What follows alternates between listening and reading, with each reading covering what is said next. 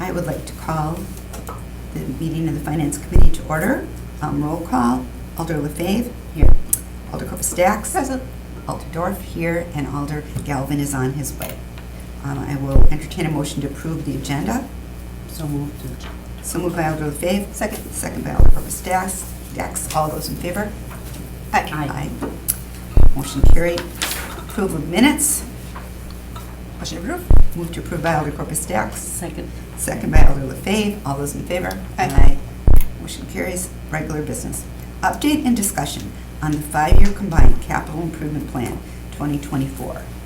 So this is a new adventure for everyone, and the first time that we're really trying to do this. So I think there's just going to be a lot of learning and listening. And yep, that's what we had talked about, potentially making this kind of an organizational meeting. But what we have presented in the packet, the large packet, was really some of the expenses in which the department heads had submitted. Doesn't talk about any funding sources. It's just what some of the needs that we feel that are within the city. We've put it out in front of you. Now we want to talk about the process and how do we want to proceed to decide priorities. We will talk about funding sources later, just if I know what expenses, want to see in what year, so you have a better understanding what makes up the expenses. The mayor is here and he would like to address the committee. okay, Mayor Genrich. All right. Well, first of all, thanks to Director Ellenbecker and staff for working with all of our departments to put this document together. I think it's a really important process and one that hasn't been done from the city's perspective in quite some time. So I think it's really great that we're engaging in this work, not just internally, but I think it's an important public document so that citizens are aware of sort of what our capabilities are, what our plans are, what the projects are that we've identified that are really necessary for the future of the community. So thanks to you all for being willing to get to work on this. I think it's really important work. So one thing that I just wanted to touch on and pull out, because it's sort of obvious if you just take a look at the document, the inclusion of the public safety building in the capital improvement plan, along with a couple of fire stations, is a little bit eye-popping when you see them appear in 2022. The way that I've philosophically talked about this with staff, and I'm hoping that council is interested in moving down this road, is to have a really honest accounting of what our needs are. But I don't think we have the borrowing capacity or the tools at our disposal to include items such as those in our capital improvement plan as it stands. So one thing that I've talked about doing is creating a capital projects list that is a sort of appendix to the plan or program that would identify things that are of true need to our citizens, but given the tools at our disposal can't be tackled within this context. So would like to kind of just bounce that off of you all, get your perspective on that, and certainly hear from folks in our departments as well. But if you just look at what the directives are, essentially from our finance department and experts who are external to the city, that $8 million range is sort of what they're recommending on an annual basis. And in 2022, it's substantially greater than that. So in addition to that, one thing that I've talked a lot about publicly and with state legislators and others in the community is our real need for additional tools to build for the future. We don't have a local sales tax option currently. It's something that I've been advocating for, and I think a number of council members have been having some conversations with folks about that possibility. I think it's something that that cities and villages and other municipalities deserve access to. County, as Alder Lefebvre knows, has access to that currently. Do you think something like that has a possibility for them? Is there enough push? I mean, in the near term, I think it's unlikely, but it's something that is bubbling to the surface with colleagues in other cities, with the League of Wisconsin Municipalities. It's something that they've devoted some research dollars to. So I'm hoping that push will continue. As you know, as a county supervisor, county has that authority. They also have that authority to share with municipalities and school districts within the jurisdiction. I think that'll be difficult to arrange in the near term, but that's also something that if we fail to get that authority to tax ourselves using sales tax, would like to see, you know, a partnership with the county along those lines. But those were just, you know, some comments that I wanted to address, because like I said, that 2022 number is a little bit eye-popping with some of those major facilities included. But again, thanks to staff in the finance department and across the city for participating in this. Thanks again to Chairman Dorff for convening this meeting, and for you all for really being interested in getting into the weeds on this stuff. So that's really all I have for comments, but happy to answer any questions. I don't have questions. Yeah. Again, I think this is a really good learning experience Right. for all of us here to see how this goes, and there may be questions that come up. Sounds great. Mhm. All right, thanks a lot. All right.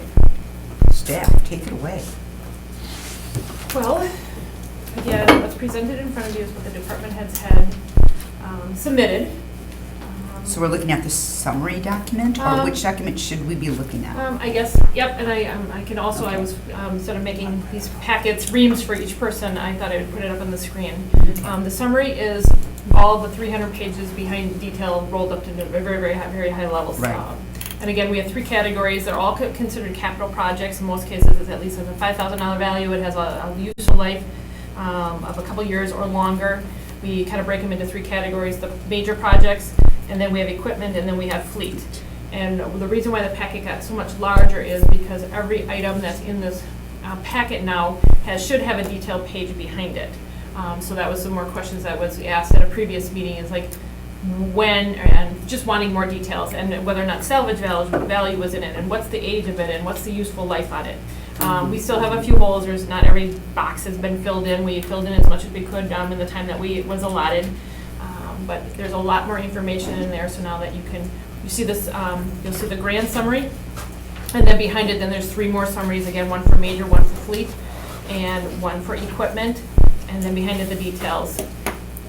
I'm not sure the next steps. The steps are like, as a committee, how do we want to go through this? Are you looking, the department heads have already put their requests in, they've already put priorities, they've put the details in, why they need it. I don't know if that, then we come back and have council ask questions. Does the council want to have say in how prioritizing? I don't know. I mean, this is uncharted territory. I would certainly open up to staff if anyone else has a recommendation. I know Sure. this is, I was hoping to see if we could put some groundwork together. Do any staff members have any ideas on what you guys think would make the most sense of how we go about this? You've been working with this, you've been dealing with that. I mean, I think it would make sense for if department heads who are attending and feel comfortable just to kind of provide a summary for That would be very their interesting. requests. Yeah. It would be. One more thing, I mean, I know I have the number on, as the mayor had said, our advisors had suggested that we should still try to stay around the general levy borrowing of $8 million. But this is a list of all needs. This is, again, no funding source on it. So that $8 million is what we would want, we would want to try to stay at on what we would put in a budget. If there's grant dollars, if there is that's borrowing. I mean, if we could put some of this on the levy in 2020, it's a little early right now. We're still working on our 2020 budget. We've just completed the salary portion. We're putting other expenses in. We're still putting revenues in. Over the next couple of weeks, we will start rolling up the numbers to see whether or not there's capacity in the 2020 budget to put any of this expenses back in, or do you want to take a mill rate increase and try to put some of these items into the budget that would alleviate the amount that we would potentially borrow in 2020 for this. So that's why we're not looking at the funding source at this point. We are looking at, are these the true needs, and do we feel that these are things that we need in 2020? And so have a better understanding what each department says they need. So I mean, I know that 2022 is high, but 2021 is high.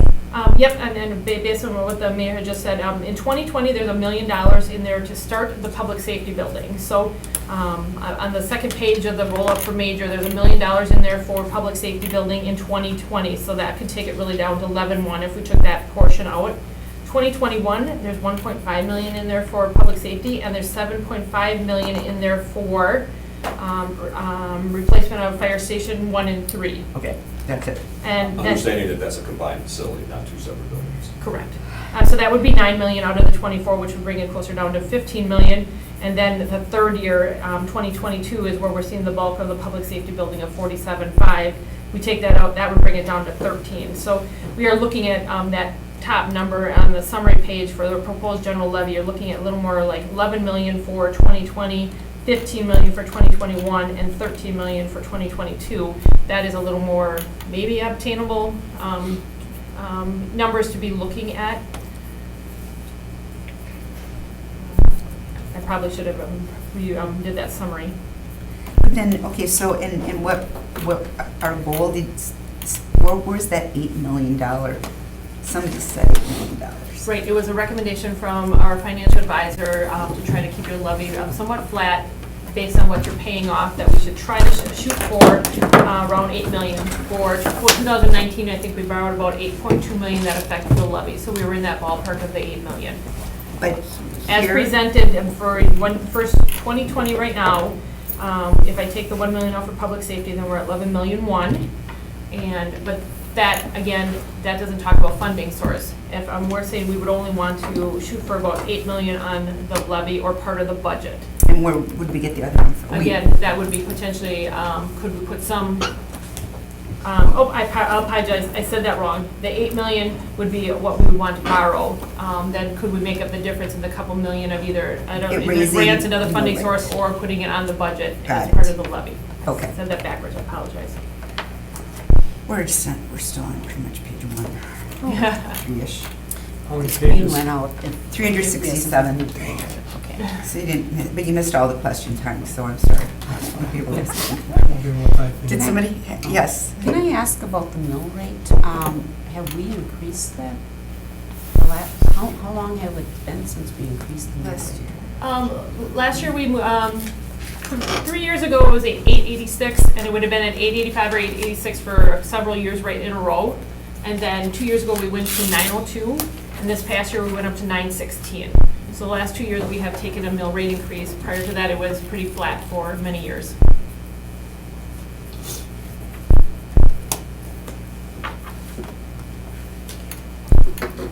Okay. Yes, Director So- Panera. Oh, From DPW's perspective, if you look at both fleet and equipment, our needs are about $1.2 million combined per year for each of those two categories. The lion's share of what we have in major projects is bricks and mortar, road infrastructure projects, sewers, that kind of thing. But when we look at fleet and equipment, that is our major equipment purchases. So garbage truck replacements, things of that nature. It's in this document because what was requested are what are your total needs. Historically, prior to the last 2 years, that was funded under the levy. We had a line Was. item in our Right. budget that was called city equipment usage. And that was about a $1.2 million expenditure. Now, 2 years ago, we ran into the issue of the wheel tax being miscounted. We bonded for equipment that year, and then in the 2019 budget, I know several other departments had their equipment moved to a bond issue. Ours was not. We So we're simply still- lost the entire it's- $1.2 oh, million. you lost it. We did not replace any equipment at all this year. So one important idea might be, are we going to put the line item back in the regular budget? Well, my proposal is to put that $1.2 million back into my budget request, but again, Which- we're gonna have to look at what everybody else is requesting and Right. where that shakes out. But one reason that might make sense is because the equipment does, or do we just bond for the years the equipment lasts? Because if equipment is done before the bonding We is bonded done. for our equipment in the 2018 budget because there was the miscounting of that $2 million worth. Mayor Smith thought that $2 million of wheel tax revenue was things that I already had in my budget so he Oh, had right. There was an issue when we wound up having to, myself, police, fire, and parks wound up having to bond for equipment that normally would have been part of the budget. But how would issue. wheel tax affect your budget He- when wheel tax he is only erroneously- for road replacement? He mistakenly thought that that money was the same money that was counted in the budget somewhere else, not that it was brand Oh. new money. Okay. So he was counting on that someplace, it got double counted, and it wasn't. So we had to move to a bond issue for the 2018 to buy our equipment. Prior to that, we used to have that all included as equipment within the budget.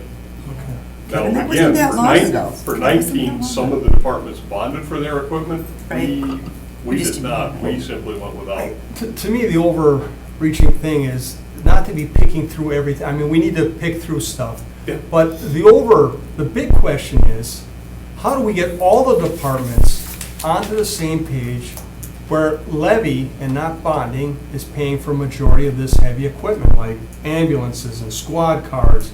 You already have your budget figured out to cover the heavy equipment, right? Well, no, it's, if we give them the money to do No. that, they do. From what I'm hearing, aren't you saying that you? Prior to 2 years ago, yes, ours Yes. was built in as an operating But were expense. did the police always bond for police No. cars? No, a theirs couple- was as A couple well. years ago, we also had police, fire, parks, also they had capital equipment. About 2 years ago, it was I remember removed. that. We I remember that.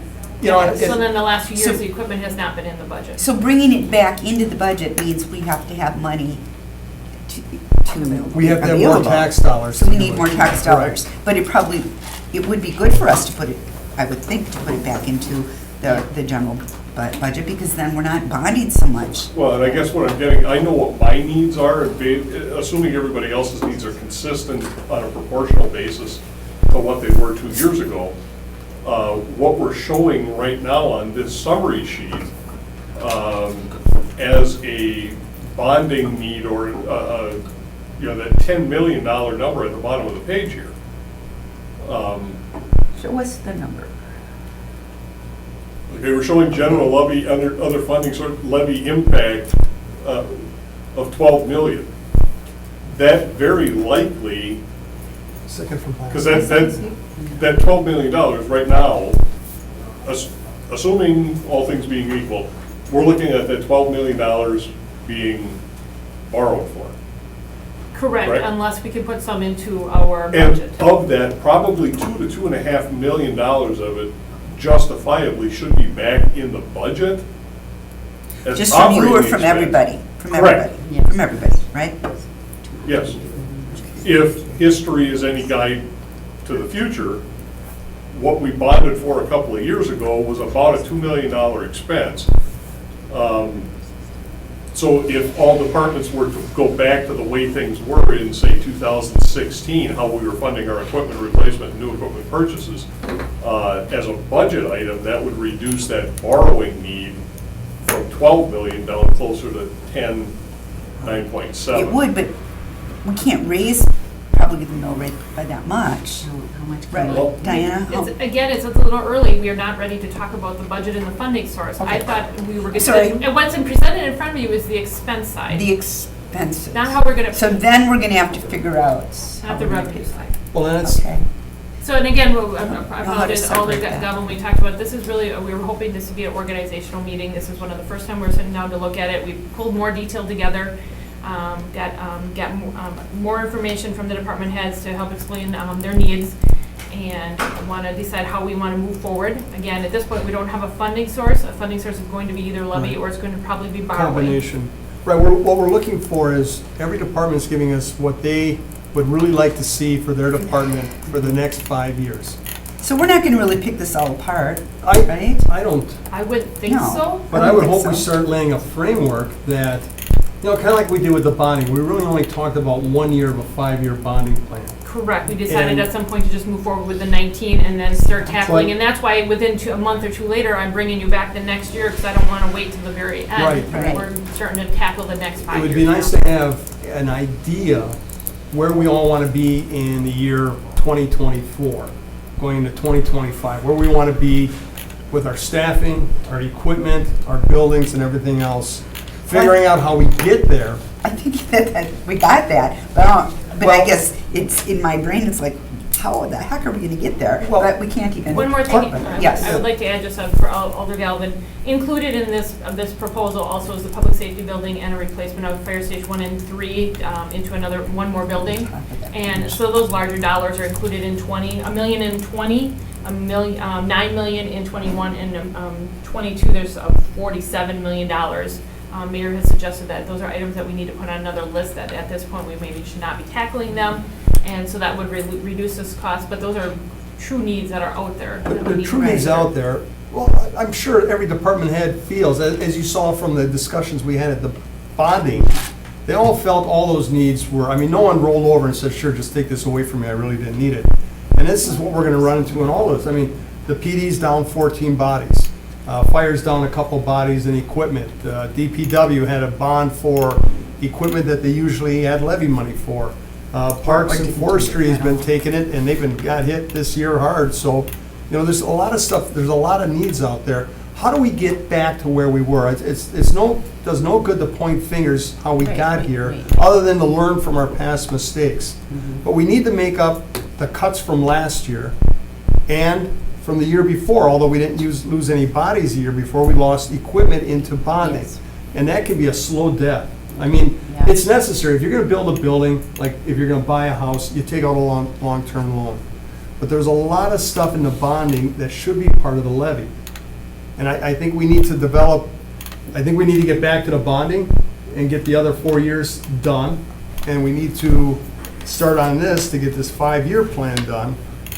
From there, the mayor, and I'm not throwing this on your shoulders like it's all your deal, but it's your deal, to start deciding levy, bonding, grant work. I mean, it sounds like the state's coming forth with some money now possibly for roads. So I mean, these are all things that can help out, but we may still be having to make some hard decisions down the road. I just hate that budget meeting in, what is it, October, November, where we're taking $250 from the law department library, and we're not sending someone to a conference for $500, and at the end of the whole thing, we've saved $37,500, and it sounds ridiculous when you're looking at a $120 million budget. I've always said if you really want to make cuts, you have to do like what the PD did and take a 14-man hit. That's how you do it. And to do that, you got to get rid of major programs. And is the city willing to do that? I mean, we've seen the nipping and the cutting over the years. The park department, the parkies work less hours than they used to. They have less parks with parkies in it.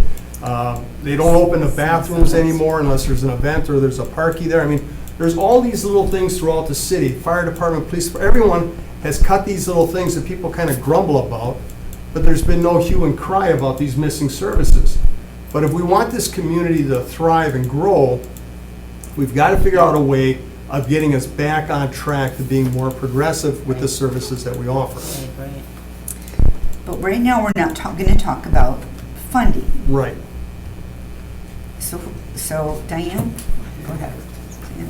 Yeah, again, I believe that we got some input that, from the council, that they wanted to have more input on what projects are being added and in what year. So really what's being presented in front of you is what the department heads have requested. And so I don't know if. Well, what page should we, there's so many pages. We should probably go What do through you want? department by Yeah, and I department. apologize. I mean, that is not, yes, we certainly can go department by department. Then I would suggest that you would pick a department, go through their major, go through their fleet, and go through their equipment, and then we go through each department that way. Okay, does that sound like the best way to do it? Yes. Okay, That would be the major Yes. projects, right? Alder. Robert, if I could just maybe offer up a couple of thoughts. And I think one is, I think it's probably imperative that the committee have a philosophical discussion about what gets bonded versus what goes on the levy. I think that's a really important discussion. To Director Grenier's point, there's a little bit of inconsistency with how certain equipment is handled. And I think if we don't have certain standards with how things like that get handled, we're going to continue to bond for them because it's an easy way to do it. And so I think Alder Galvin's right. We're going to have to start making some tough decisions at some point. We are in the situation that we are. And I think it starts with a philosophical discussion, which ultimately leads to policy or direction on how we handle the way that we expend certain types of things. In an ideal world, I can't envision a scenario where we should bond for things that get replaced on a recurring basis. That just I doesn't agree. make sense to me. I That agree. costs us more money in the long run, So- so how do we get there? We were gotta heading start down with that policy. path, but then I felt like you pulled us back and said, really, right now isn't the time This to isn't- have that discussion. Should be that discussion, but right now, we're just supposed to be learning about what the needs are, what the requests are? Because we were heading down And that can be the case, which follows up to my second Okay. question that I just, or point that I want to make. And I appreciate that, I guess that we've come here with the expense side of things, and that's a great start. For me, when I envisioned a 5-year capital improvement plan, I don't know how you begin to have a discussion about how you manage your expenses when you don't know what the income side is. And I do think that is a very critical piece of the 5-year plan. Again, I can appreciate the fact that that might not have been clear. But I do think we should make it clear that for us to really have a competent 5-year plan, we need to understand the revenue side. And part of that is, what does our mill rate look like over the next 5 years? And how does that, how do levy limits come into play? When are certain bonds getting paid off? The expiration of certain TIDs? I mean, we have to understand all that to understand what we can even afford to pay for. Yeah, I mean, and I think he makes a good point. For us to take every department and have them go through all their needs, and then have Eric go in October, hey, looking down the road, this is all we're gonna have coming in. This is the max we'll be able to do our levy every year. It's the Yes. max we'll be able So to do now our what do mill we rate. cut? Yeah. And now there's no money for What do we- some of this, so then we gotta go back to them again and Yeah. say, all right, we either gotta cancel out a combination of capital improvements and bonding items, or cut more manpower, or things like Okay, that. I just thought today was to have a more clear understanding of what all of the needs were without this. I didn't think this was a decision-making time. And No. I don't either, but I think what he, we I can think certainly it look at needs what to the be capital referred back. improvements are now. We'll certainly look at what they are requesting now, but we need to have some information or some meeting time spent on how much are we gonna have and where's it coming from? I just thought it wasn't this meeting, but it can be this meeting. No, and it doesn't have to be, Barb. My point And is that that it could be our probably next- should be a 2.0, right? That we Right. give staff whatever time they need to be able to come back with that piece. And let me just an example to illustrate that. Okay. One of the things that RDA is talking about, you were there. I was there. I mean, is do we extend certain TIDs, Mhm. for the low-income housing? And that's a very noble thing, and generally I've been supportive of that. However, we have a long list of other expenses we're talking about. Does it make more sense for us to put that on the levy to look at other things, or does it make more sense for us to look at that? And I think we can't even begin to have that discussion if we don't understand the numbers in their entirety. We're looking at pieces of all of this, and we're not looking at the whole thing. Never in my time that I've been here have we looked at the whole thing. I feel like I'm making uninformed decisions every day I come to Well, council. this is the start of that process. Right, that's what I'm saying. There hasn't been a capital emphasizing improvement is plan Right. another piece. put together in 7-8 years. So, and again, timing-wise, So- that's what we had recommended, this would be an organizational meeting, let's talk about procedure, what policies we want to put in place. I did say it's too early to discuss 2020 budget, we're weeks away from knowing where we're rolling up at. But as you know, by the time we get that number, we're at the end of September, early October, that gives us 3 weeks to crunch it all together and put a budget document together. That doesn't allow us a time to start looking at the expenses and the information that's in our document. So that is why I wanted to get this meeting started knowing, if you see, I don't even have you the option to make a decision or to Right. approve anything. It was, You're right, it was never meant to be a final meeting. This was meant to be an opening meeting to get us, for one, even for our department, to move down this line to what are our next steps. Of course, funding source is definitely one of our next steps. But what is our first step? What exactly are we going to do here today? I mean, if in a perfect meeting, in your mind, what were you thinking we were going to do here today? I guess I was looking for direction. Who's making the priority? If the department has put it in, are we leaving it as is? Is anyone reviewing and deciding that the department had, that everything that's in 2020 stays? Well, What? it probably can, but we don't know what the funding source is yet, so, Okay. so, Do we learn about capital improvements today? Have another meeting to review, get a little more information on we know what they want for bonding, so we'll learn about capital improvement today. learn about funding and like Brian said, the overall picture. So we're not saying, oh yeah, this is really a neat thing, and then 2 weeks later at another meeting go, oh man, we never should have voted for that because this is more important now, we're gonna have to cut this. I mean, so, you know, as Brian's saying, we need to have, at some point, look at this whole picture of bonding, capital improvements, funding in one big picture type meeting, so that we can start saying, well, the way this is looking with the mill rate, the levy, grants, all this other stuff, this is what we have to work with, this is what we decided on. Okay, but it started, it seems like it's starting with, here's what we feel as departments we will need over the next 5 years. So I thought I was coming here to hear from the departments of, here's, you know, specifically here's what we think we're gonna need and why we're gonna need it, which would give me maybe the information I need to Right. make a funding decision. But am I off base on that? Or on the other side, is it a priority? Every single department head is going to say their item is a priority. Well, Who's so gonna so help? somebody has to, the council usually decides, right? We decide at the budget meeting, don't we? Well, Things- and like I said, I think it's appropriate for the department heads to sort of run through their list to give you a sense for what they're asking for and what's behind that request. The way that I have been thinking about squaring the circle, and Alder Galvin and Alder Johnson missed these comments, but Yes. what I had said was, I think we need kind of a supplemental, true accounting of what the needs are, right? Some sort of appendix to the capital improvement plan, which is the realistic plan that we have for the next 5 years. One that supplements that by saying, we need a public safety center, and we need to figure out how to do that with additional tools from the state level, something. Because with the current, existing tools that we have at our disposal, we can't do that in the next 5 years. But we need to have an honest conversation of what the true needs of the community are. So that's the way that I've tried to, like I said, square that circle in my mind, and I'm hoping that the council, would agree with that method of tackling that conflict, because it's clear that we are not going to be able to address our actual needs in these next 5 years.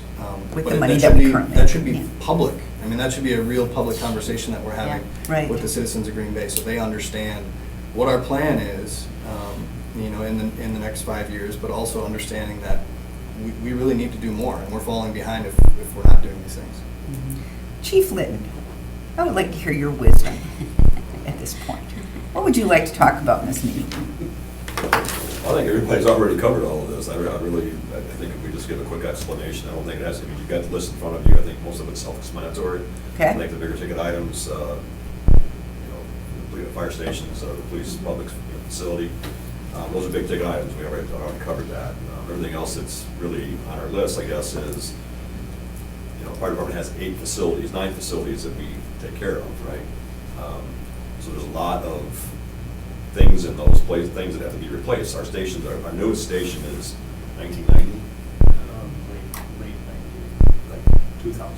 All right, so our newest station is 20 years old. Our oldest stations are 90 years old. They're not designed for 90-year use. So you're seeing in that, facilities needs or in the equipment need, you're seeing a lot of things, HVAC systems and exhaust systems that have to be replaced. They're just wore out. That's kind of what you're seeing. So I think that if every department just kind of runs through and says, this is what it is, and give you an explanation of it, answer your questions. Commander Ward, what do you think? A lot of us just really, the police department we'll explain the reasons why we need the equipment. And it's very similar to what Chief Litton just mentioned. In some of the day-to-day operations, what we face, the problems we're facing, and the problems that we anticipate going forward. And our plan in the next 5 years to replace really is the equipment. Putting the public safety building aside, kind of what the mayor mentioned, I can give you a rundown of the equipment and why the equipment's needed. Okay. How about Director Ditchett? Well, on our end, just real briefly, so I didn't tackle any major campaigns here to kind of add to the parks. What this 5-year capital campaign has done for us is just take care of basic needs. So there's a lot of facilities that are old and out of date, a lot of pavement that needs to be replaced. It's just taking care of basically what we have with some very small initiatives here and there. So at some point in the near future, we're going to be updating our outdoor rec plan. And as part of that, we're gonna have a public input process to see what other needs are out there that the public desires. For example, is there a desire or a need in the community for a community recreation center? I know that it's something that almost every community has in Wisconsin except for Green Bay. Is that something that warrants discussion and really a demand for the public or by the public? So we really need to get a little bit of public input before we start proposing some of our major potential projects. So right here in my plan, you'll only see basic needs. And that goes for equipment and also our capital projects. So even the whole 5 years out, it's just the basic needs. It's basic needs, and really, we could use a lot more money. I mean, as every department will tell you the same thing. Like I said, our parks are, I think, when you compare them to other parks, they're average parks. And, at what level do you want your parks as a community? Do you want average, or do you want a park that stands out above and beyond the surrounding communities? And that's the level that you have to set your capital improvement plan to try to get to. Right now, what my plan is status quo and replacing what really needs to be replaced. And as far as equipment, I think on our end, we were a little bit different than Steve. Steve always had his equipment in the budget from a year-to-year basis. On the parks end, year to year, it was either not funded, or it was funded in the budget, or it was funded in the bond. So if it would get cut from the budget, we would then put it in our bond request, and sometimes it made it through, sometimes it didn't. So on a year-to-year basis, the Parks Department really didn't know where that funding was coming from for the equipment. So I don't think there was a consistency there. So what you'll see in our plan is every year, right now, it's all in our bond request or our capital improvement request year to year for all of our equipment needs. Do I think that that is more appropriate in our budget? Yes. It's just, can we make that work and stay consistent with that from year to year? Okay. That's another issue. And Director Rainier-Wig? We're the small fish here among everybody. Okay. That being said, though, we have inspection vehicles really are what we have on the list there. So even though we're the small fish, we have two of them on life support right now that Public Works has red tagged and then brought them back to life for us. So really it's just replacing inspection vehicles on a regular basis. And we've not done that for a while, so we've been limping them along. But So are we? Police vehicles that are, I hear bad stories about some police vehicles. Yes. Right. We can see the Rusted pavement out, through the they look- floorboards. I heard that story. Well, not to mention, we're driving to places and telling people to clean up their properties and mufflers are bad and stuff. Doesn't look so great for the city, but something that was brought up in the past though, actually Chief Liddon, was have we ever considered renting vehicles instead of purchasing them? Is there a cost savings to do something like that? So we're not continually replacing these vehicles. Can we rent them? And Well, I know the every PD was 3 renting years? motorcycles, weren't you? Yeah, we still lease motorcycles. Every 2 years, we get 2 motorcycles. It's a lease. Right, So so is that like something a that can be leased car. considered for fleets, Mhm. inspection, Public Works has, Parks has vehicles, I don't know if that's. I have a lease car. I don't feel like I'm saving any money. First time I ever got a lease, but I don't know. Yeah, and I don't know if that's a cost savings or not compared to how often you have to replace the vehicles. So are we ready? Go ahead. Yeah, on the fire side of things, there's a lot of research out there on leasing a fleet. And in many cases, it's actually cost effective. It is. Leasing the fleet, turning them over every set amount of years, and reselling them when you can still get value out of them. It helps reduce your maintenance costs along the way, and it absolutely eliminates, or doesn't eliminate, but it's, greatly reduces your out of service time. By the time we have a vehicle that goes out of service, that's a service problem for the city. When it's down, it's not available for response, and so. It's like a warranty, they fix it. And then you have to have a larger reserve fleet, because you have to be able to put vehicles back, and you have to put something in service. If you take a fire engine out of service, you can't leave a hole in the city. So we have to have a reserve fleet for that. So there's a lot of studies out there that kind of say that maybe, in many areas, it is cost effective.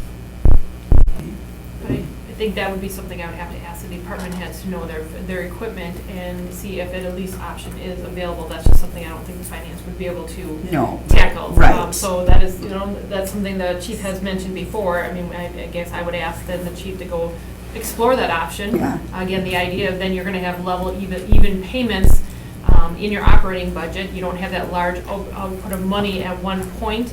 You don't have to worry about replacement. You could probably reduce your reserves, as you just said. There are probably a lot of benefits to it, but I think I would need the department heads to Right. look at whether it's renting large equipment in the forestry or in the DPW. If those are options, I would ask the department heads to research them.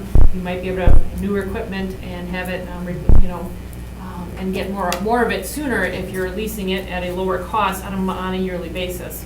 But here's what also wouldn't happen though, you wouldn't be able to like put off buying vehicles for a year. Like sometimes we've patched up our budget by going, oh, we just won't, like Steve just did. But if we were leasing, you'd have to guarantee that money was in that budget every year, right? So, and maybe that is a good But thing. then it's considered operational, right? It would be an annual Yeah. cost. So do we want to hear a little more deeply from each department person? Right. Okay, Director Grenier, I think we'll let you start. Well, with the major projects, the lion's share, all but $140,000 worth of our request is for street reconstruction and resurfacing projects. That's infrastructure. Okay, let me ask you a quick question. Yep. How much does a grader cost? Just throw a figure out there, it doesn't have to be nuts on. Right now, between $185,000 and $220,000. So would that not be in major capital projects? No, that would be under fleet. Under fleet? Yes. Okay. Oh, That's because one it's capital. divided into Okay. these All right. different. So what you some see is major pavement capital projects, okay? That, and similar to what Dan was saying, this is not looking at expanding the program, this is not looking at doing more streets than what we're doing, this is looking at holding the line status quo. Okay. And and the wheel tax money, is that in there? Offsetting it? We're not looking at revenues, we're looking at what the expenditure. Well, you're right. Okay. Sorry, thank you. Always pull me back. So this is what you're looking to spend on streets, and you got a few other small things in here. Right, about $140,000. I have a larger need for my buildings. You know, our buildings are every bit as old as the fire stations. Well, you've My got West Side Garage. 1.93 for West Shop main building HVAC system fire in the year 2021. Yeah, so that's what our needs are. I don't expect to spend all that, Because, because I expect to be cut back. all right, well, what we're asking right now, what's your If project? you're asking me what I need, that's what you're seeing, Okay, because of the age of our buildings as well. So it makes sense to go through this major capital projects, DPW, then fire, just like it is. So we're not flipping through this Right. document. Right, and then Yep. going back. Oh, crazy, okay. Yeah. So, I mean, Okay. as the chief explained earlier, these things are pretty self-explanatory. Yeah, Our needs at our buildings came from likely the same place that theirs did. A few years back, we had Berner Schober complete a building evaluation study with short, medium, and long-term needs. These basically are the immediate term needs, things that are critical systems that are in danger of failure. okay. okay. So that's the origin of where our stuff came from. So the next one would be then fire, right? Yep, I'll just echo, you'll see there's 566,000 and some change there. The plywood vent systems that you see there, those are the vehicle exhaust systems. They are required because there is benzene, which is a cancer-causing agent, and diesel exhaust. So all the fire stations have to have these exhaust systems that are attached to the vehicles when they start up, so it takes the exhaust out of the stations and does not pollute the station. Right. So those are all in an area of 20-plus years old, and they are all beat up, and we're spending a ton of money maintaining them. Okay. When we can get parts, so they're due to be completely replaced. That's the danger kind of in that area. Then you'll just see a couple of small paving projects, aprons in front of the stations there. Garage doors need to be replaced at the shop. Again, HVAC system. These buildings, the shop building's 35, 40 years old, 45 years old, so all things that just need to be replaced, and you got some windows and some flooring. Just basic maintenance stuff that really, And then that big one for $77 million. That's the following year. That's the following year, right. Oh, we're going each year, okay. Are we going each year, or are we I thought you going? were kind of doing Okay. it in general. Oh, sure, yeah, So the well, 7.5 is what, so that 7.5 million is, so Station 1 is our administrative station now, and Station 3 is the station on Shawano. Both of them are approaching 90 years old. They are just beyond useful life. They are beat up and crumbling and falling apart. And our, originally, the discussion was that administration would go into the police building, police Right. facility.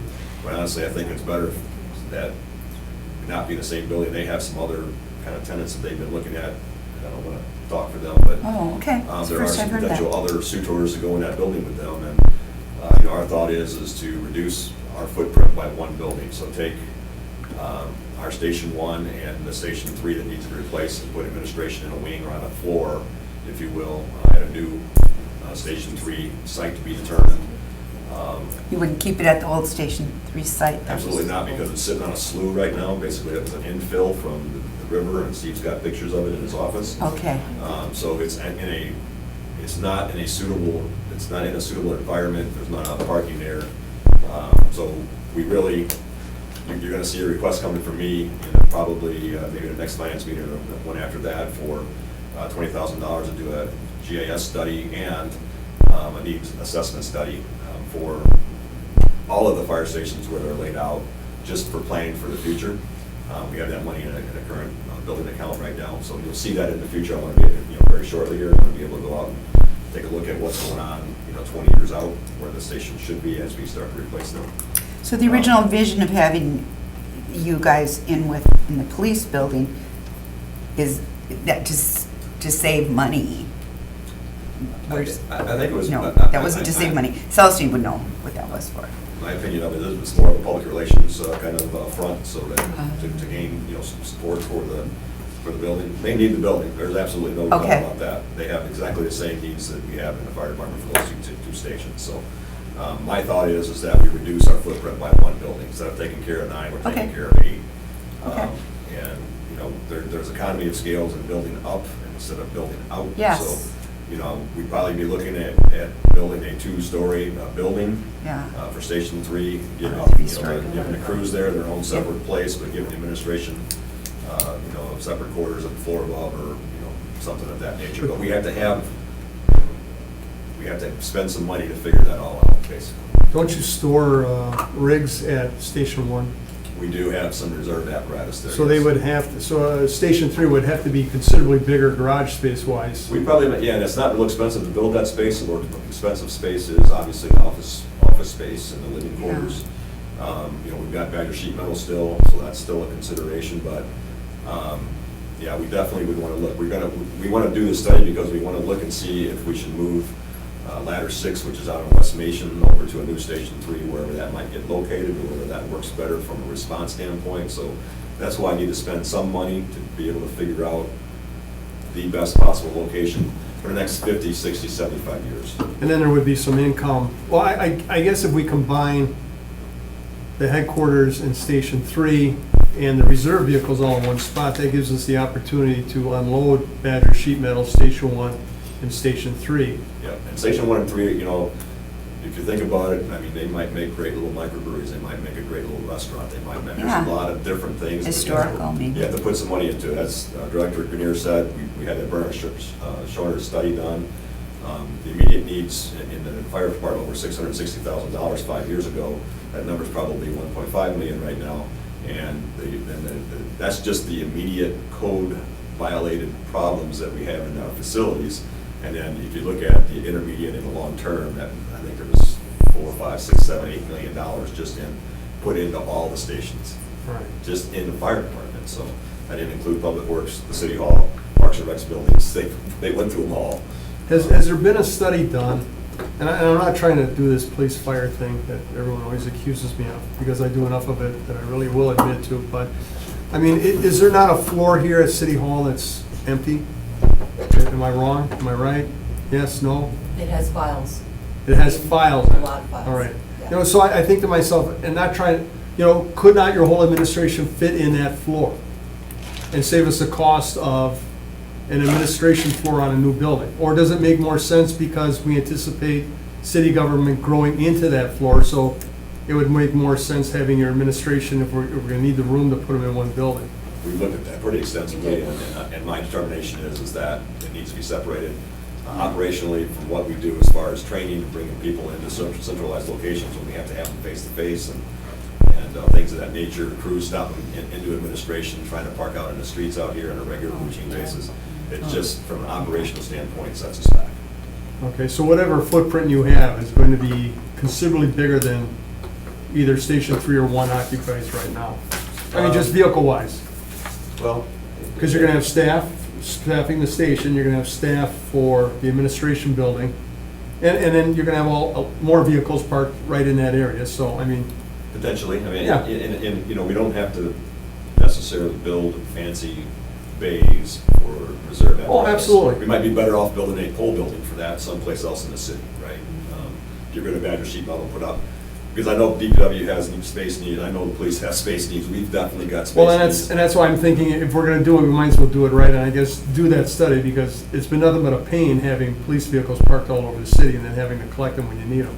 Right. Instead of having them centrally located where you have staff that can just get in and go. That's the same problem that I think all of the departments Yeah, face. okay. All right, so anything else under fire before we go to Parks and Rec? I think everything else is pretty self-explanatory. I would just say that the majority of that stuff should probably just be in our regular operating budget, Yeah. probably supported, not in bonding, that's my opinion. This, well, and that would be the dream, Sure. to get all this stuff into the regular levy. All right, Parks, Rec, and Forestry. All right, so I'm not going to say too much about equipment replacement unless you have specific questions on each individual piece, because basically for almost all of it, the pieces of equipment are 15 to 20 years old, really hit its lifespan, and it's just time to replace them. But if you want to talk about individual ones, we can talk about it. Let's talk Perkins Park. Yeah, as far as- $600,000 for soccer fields and baseball diamonds. And understanding Perkins Park, where would you put soccer fields that they're not going to be in the water? Well, do you want to talk per year, or do No, you want let's- to talk as a whole? Let's just look at, I'm just looking at this as a whole. Okay, so, Perkins Park, we're redeveloping that whole west end of the park. Okay. We did a master plan maybe 7, 8 years ago. That's where the ball diamonds are That's where the currently. ball diamonds Yeah. are right now. Those ball diamonds are in rough shape. So in 2019, we funded through the bond request, consolidating at Colburn and creating a Little League complex there. Okay. So as part of that, we're eliminating a baseball field at Colburn to accommodate the Little League request that we've already funded. The baseball group really wants 2 baseball fields right next to each other at Perkins, so there's a demand to have them right next to each other. So the 370 is to build a baseball field at Perkins, which fits in with the master plan for Perkins Park. So it'll replace a field that really isn't getting used ever out there. For the soccer fields, where the 2 existing Little League fields are to the west, those would go away because they wouldn't be needed anymore, and we would build 2 soccer fields there. So it's kind of finishing up the master plan for Perkins Park and taking care of a lot of athletic needs all at once.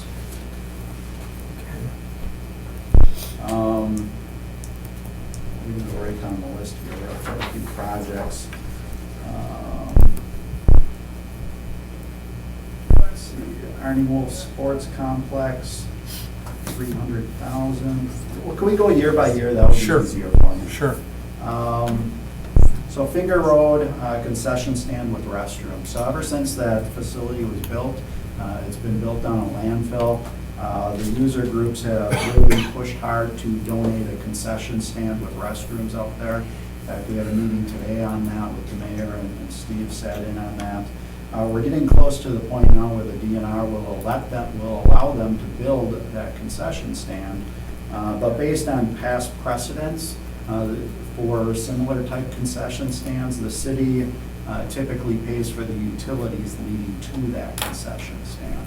And that's where a big bulk of the cost would come from. And that's what we're asking for, money for that. But because it is on a landfill, there are additional construction costs associated with it. That's why it's a fairly high number. Wildlife Sanctuary floating boardwalk replacement. That's that boardwalk that goes between the nature center and the observation building. That is literally falling apart, and every year we're just kind of piecing it together. We have to get rid of that wood structure and get an aluminum structure in there, something that is more durable and will last longer and is safer. Sanctuary Nature Center security and safety upgrades. We have quite a few, because the Nature Center and the buildings that are out there are 20, 30 years plus old now.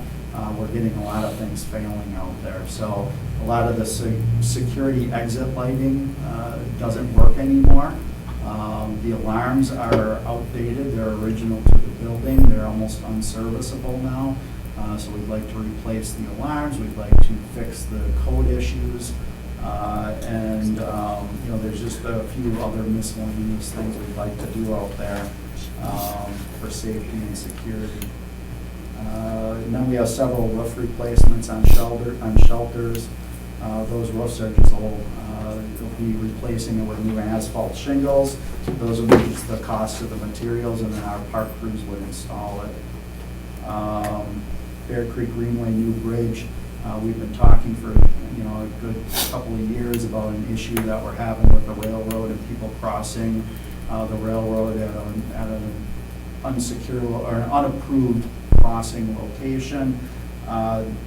Putting a bridge in there will alleviate a lot of the safety concerns with people crossing that track, and it kind of deals with circulation issues too. So it solves a lot of things all at once. The Bear Creek Preservation Foundation is chipping in on that. They have allocated some dollars to it, and we have a pending grant that has been applied for with the DNR for that. So this would be kind of the match to all of that. Gagno Park playground equipment. So this is one where over time, it was tough to fit it in within our allocated allotment for what we typically bond for, but just so you know, we have 60 playgrounds.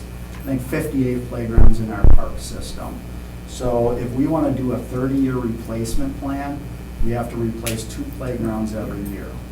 If we want to do a 20-year replacement plan, we have to do 3 playgrounds every year. As you can see in our request here, we don't do 2 or 3 every year. We're getting a little behind. In our plan, we are going to start to get a little more consistent as the years go on. We're trying to maintain that, to at least do 2 a year. And then we have one other request for the 2020, which is joining Skatepark Improvements. Over the past 5 or 6 years, there's an event that goes on out at the skate park where it's a fundraising event to do improvements to the skate park and expand it and get more features out there. Over the past 5 years, they've probably fundraised $30,000 or $35,000 out there. So this would be kind of to add to that and kind of finish that project up. It's been something that's kind of a demand for that facility to add to it and add more activities out there. So that would be for this year, or for the 2020 request. Would you like to go into other years then too? Or No, I don't is think we that need to enough do for every now? single item. No, I don't think No, so. because Okay. we need In to the be done. future, what you'll see is kind of less new things and more maintenance type things. A lot more pavement replacing, more playground replacing, etc. When you're replacing the shelters, I know that Astor Park just got a very nice new shelter, but no furnace. Ductwork, but no furnace. I mean, this cutting, and I don't think that's cutting fat when we cut something like that. It makes that shelter inoperable 365 days a year. And we have an ice skating rink right there, so there's no shelter for anyone to use when they use that park in the wintertime. Is this where we're going with all our parks in the future, or is this something we just did to make do, or? Well, that's something. I mean, that it's the a brief- philosophy, I think, that, we have to have as a community, is what do we want? And obviously, you don't advertise it, hey, we're building this new shelter, but there's not gonna be any heat in it. You just wait till someone says, can we rent the shelter for an ice skating thing, and you say, sorry, can't, because there's no heat in it. Well, I mean, heating the shelter is an additional expense you have to add to the budget. I know that decision was made by the previous director. Can we reevaluate it for Astor? I know at a minimum, we designed it so we can easily add heating in the future, so we don't have to do a major renovation. Right. So we accommodated the building that way. But I guess what I'm asking, what is our, I mean, obviously budget is affecting our policies and what we're offering to the public. I mean, if we keep cutting, do we quit painting crosswalks on the streets because it's too expensive and time consuming? We don't have the staff or the money for the paint. You know, do the police quit doing things, or the fire department quits doing things? And I think at some point here, and again, I'm not pointing fingers or anything, we need to start, and this is why I'm glad we're sitting here talking through what you see for your capital improvement needs over a 5-year plan. We have to get a real grasp of where we want to go to as a city, and if we have to, we need to start biting the bullet on some things, either to raise the levy and upset people because they have to pay more taxes, or upset the people because there's going to be some services they've grown to depend on and it's not going to be there anymore. And so I guess as we go forward, I want to be aware of when a department head has had to come to the decision of, well, I'm not putting a furnace in this building because we just can't afford it. You know, we're tapped out, we bonded out or we're levied out as much as we can, and this is the way it is. And, you know, I mean, so I guess I'm asking the department heads, you know, be upfront with us and tell us, you know, I mean, you guys fought hard for that weight equipment. I sure gave you a hard time on that, but, you know, you had good explanations why it should stay in there. And I'm sure there's many people who go, whatever, but that's what we need going forward is, if you know, if we're not gonna have open shelters for ice rinks, fine, yeah, we don't need heat in them. But if that's something that the other shelters have, but this one doesn't because we didn't have the money, and now we gotta try and scratch it up years later and install it, that, you know, it's just a reduction, those little reductions that people don't really notice at first until it's all gone. And so I guess I'm just asking for you guys, when you're putting these things in, to, you know, really be able to explain why you think we need to have it, you know, what the long-term goals are. Thank you. So the next part, I don't know. I mean, you have City Hall. I mean, that's kind of self-explanatory, right? Yeah, I mean, City Hall, we have some basic needs coming Needs there, up. and that, you don't have to go through. Yeah, I mean, the the real roof. thing is the roof is getting to the roof. point where it needs to be replaced. And it actually isn't that expensive to do it in consideration. I would have expected it to be a much higher number than what a roofing company told us it would be. But the other thing to keep into consideration is the electric in the building is really, we're at our capacity, it doesn't meet code, we're having some issues. And it's something that we can't hold out much longer. But until we have a consultant evaluate it, this is just a placeholder at $750. I have no idea if I that's see. close or not. In the in the last bond request, we allocated dollars to hire a consultant. So we will be doing that over the next few months, and then we'll be able to put a dollar amount. So that $750 may go up, it may go down after that study is done. But Is the it's really elevator rough. already paid for? The What's that? elevator- Is the elevator already, The elevator is covered already. it's covered, it's Yep. gonna start pretty soon? It'll be starting in the next few weeks, I believe. Okay. Kathy's been doing the stairs Yeah, ever since she got Kathy's stuck. So, Those are the two biggest needs for City Hall. Obviously, there's a lot of other ones, but, you know, everybody also has some remodeling requests too, which may get added on in future years, but those are the two big needs. okay. And then police is pretty little here. Yep, in this case, it's only the public safety building and the major items. That's all. So we'll move on to the next. Well, can I just ask quick, $1 million is for, Land acquisition. and $1.5 million the next year? I think that was just meant for design, for Okay. consultant to do, and then to get a bid ready. I think those were some of the preliminary steps. Okay, so if this doesn't go forward, then that's, I think it would behoove you guys to have Plan B, capital improvements. Correct, and we've taken the approach that, you know, in 5 years, we could potentially have a public safety building. I can tell you that the PD is in need of a new roof, is in need of new HVAC, so we have a lot of the same requests that other city buildings are facing. So we can put that list together, we can develop that plan. I certainly think you do, because as we look at the decision-making process, do we go with a new building or not? And we need to know then, well, if we don't, then you have to have those things ready to go, and we need to understand why. And if we're going like this, we need to look at what your needs are if we don't replace it versus the needs if we Correct. do. So, We will get that done. all right, thank you. Okay. So, and we're gonna just skip the funding sources part, right?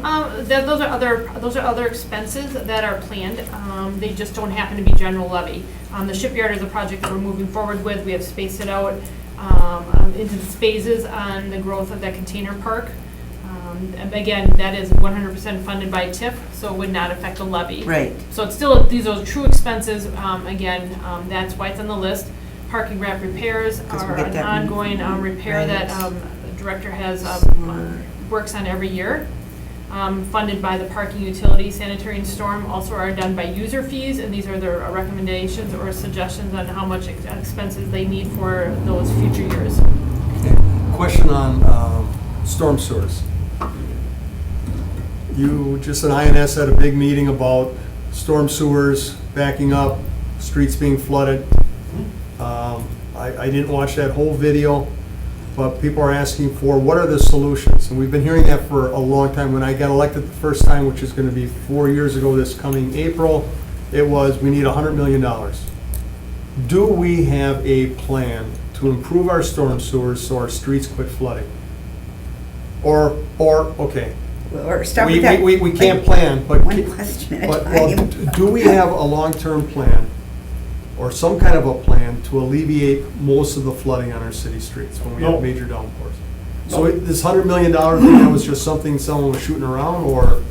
It was an order of magnitude estimate that was asked for, so that's what we provided.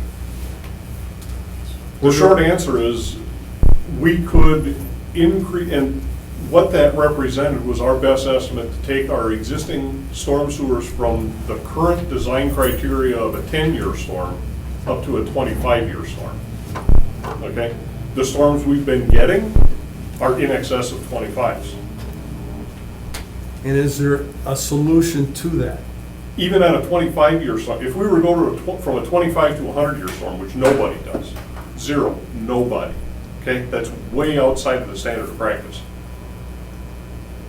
I couldn't fit the pipes under the street. It's physically impossible to do it. Right now, we're limited by downstream where the pipes discharge. All of our pipes are underwater. Our discharge pipes are underwater, so the storm sewers are permanently surcharged. There's water in the line 24/7. Because of that, when it rains, there's no capacity for that water to go anywhere because the sewer's already full. We have to build up pressure on the street in order to drive that water out because the pipe is below the river. So that goes into the river, Right. and the river goes up. Part of it is a function. Now, if we have storms like we received last year in August and September, that was a 500 plus, somewhere between a 500 and 750 year storm and a 1,000-year storm. That's what we refer to as a high-intensity, low-duration storm. A lot of water comes down at once. It ponds in the street, and then it goes away within a matter of hours. If that happens and we don't cause, well, in this case, we did cause, there was property damage that resulted from it, but Yeah. those ones you kind of have to take. What we're seeing now with the elevated river levels and elevated bay levels, I don't care how big you build it, it's a function that your discharge is below ground, or below the water level. So if you want the water to get into the sewer faster, you build the sewer bigger. But in order to make a bigger sewer stay under the pavement, you bury it deeper. So it's further underwater where it discharges to the river, so you get more backup. Okay, it's a cycle. Yeah. Right. So you're asking, is there a plan? No, we don't have a plan because we already know the answer.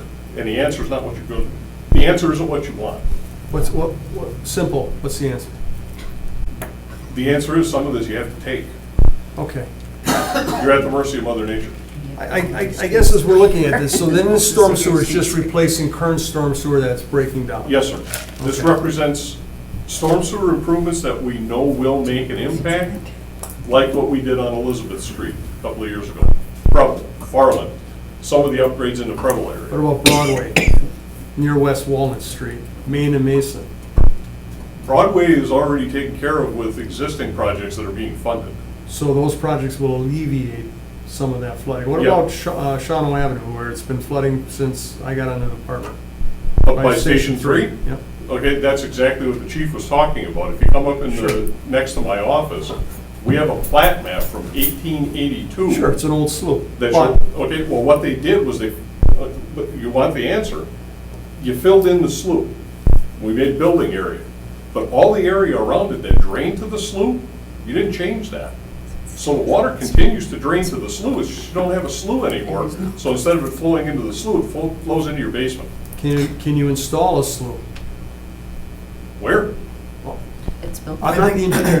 No, and I think No, that- that's what I'm saying, in between the But houses. it's a In good the road? I think it's a good question though, because I think the plan involves looking at land use Right. ultimately. Yeah. I mean, if you look down to what is going on in Milwaukee with MMSD, Yep. they're taking properties, willingly from residents, but they're taking properties out of the floodplain. That was the. Well, dis- yeah, that's another well, thing. That was the discussion with some Yeah. of my residents who wanted to sell to the city, and the city said, we don't, well, the city said, whatever. And Cheryl talked, well, maybe the city should buy the houses, raise the houses Yeah. up, or tear the houses down and just make it park property. So, I guess, and it's not just on your shoulders, but I'm part of an organization in town that is, we're very big into futuring. And where are other cities going with all this flooding and stuff? And this is the stuff that we can't just give people that, this is a rainfall that happens once every thousands years, so you're not gonna see it again in your lifetime. And I'm gonna refer you back to 1999, when we got 4 inches of rain.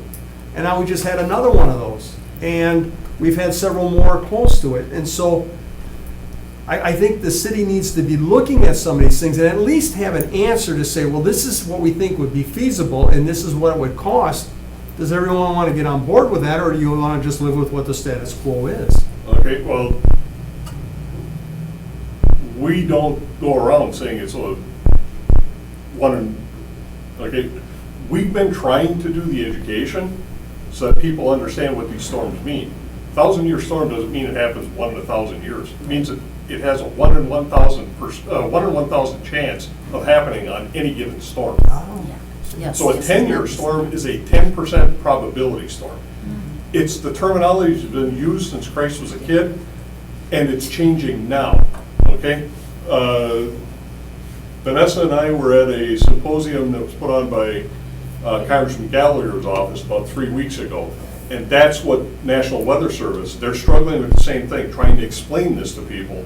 So they have changed their terminology, and they're asking for everybody to get on board. But it's going to be hard to break that cycle because it's been called a 10-year storm forever. What's the right term? What's the right term? It's a 10% probability. Okay. Any given storm Any has a storm. 1 in 10 chance of happening. You could have that, So 1 in 100 chance, 1 in 1,000 chance. absolutely. So the 1% chance storm is the 100-year storm, and that's a big one, okay? A 100-year We've storm had is a some of those. catastrophic event, Oh, but what that means is it On the has a claims 1 in committee, I 100 always chance see of that happening. someone goes, my basement got flooded because your storm sewer backed up, and the reply's been what, 10-year storm? 100-year Yeah, it storm? has. Our, I've seen it. our Yeah. design standard is to So it should be design to the 10% or- 10% probability. All right, but can we still, But, and your point is well taken, Alder, and I mean, it's why I went out to Washington DC to talk to a Senate subcommittee about these issues, because it's something that is faced by communities all across Wisconsin, all Right. across the country. We're all grappling with it. Earlier today, Chief of Staff Jeffries and I had a meeting with an organization that is really interested in supporting municipalities who are doing this work. So the hope is to have somebody within City Hall who is, kind of leading this effort. Right. And it's not just the job of Steve or the Right. stormwater utility to address it. It's an organizational obligation that we have to develop an overarching strategy to deal with this problem, because it's not about building a bigger pipe. no, I think that's some of it, obviously, but there's green infrastructure that needs to be done and land use Yep. that needs to be reevaluated, and there's work that needs to be done with municipalities who are upstream, whose water's coming down and flooding our homes. right. And you're right, but we have to have something we can take to the people and say, and shrug our shoulders, we have to say, look, we have to quit when we develop We have to leave land available so that water can soak in. We can't be filling up these sloughs or these creek beds and these other things. I mean, there's a lot that can be done other than just, like you said, putting in bigger pipes that aren't gonna work anyway. So, okay, that's, Okay. answers that question, thank you. Yeah. All right, we have 362 pages left. We're on page 5. Yes, Heather. One question as it relates to the summary. Director Grenier, and this was something that had been talked about, I guess, prior to me joining the council, but the Main Street ramp. I mean, I've heard it talked about that it's going to have to be replaced. What's the timetable on that? Best case scenario, we get the maximum amount of life out of it. It has to come down by 2031. It can be requested.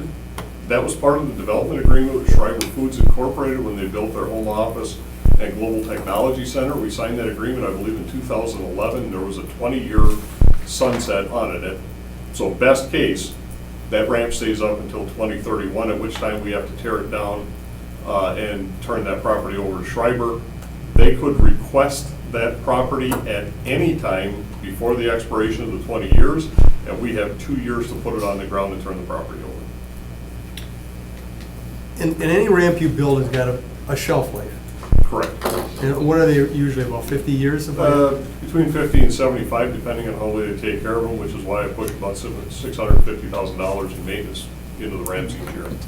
And then they have to come down. We're hoping to squeeze 75 years out of it. Okay, and so this Cherry Street thing where they wanted to put condos on top, to me, I mean, a neat idea, but when I heard that they have a shelf life, I was like, it's like building a new home and saying we have to tear it down in 20 years. I mean, that's so. Okay, but we're like, So when you're doing these ramps, like the Main Street ramp, do we have an idea already in 2031 where we're going with a new one? If Schreiber We wants started that property? holding some discussions, and we have not been successful in finding a candidate site yet. we'll have to work on that. The Now, point of my question was, Yes. it's not a concern within the 5-year plan then? that's a good Not- point. not Not a us. concern within this 5-year plan, unless Unless Schreiber Foods Traverse calls Foods up and calls says it they up, want it. and then it could be a concern. Yes. Do we stay in communication with them to kind of get a feel where they want to go? I mean, if they said, I mean, I don't know in the agreement or anything like, they have to give us a It's 2 years. 2 years? 2 I years? think we get 2 years. Is there any reason why we couldn't reach out to them and just say, hey, we're doing a 5-year plan?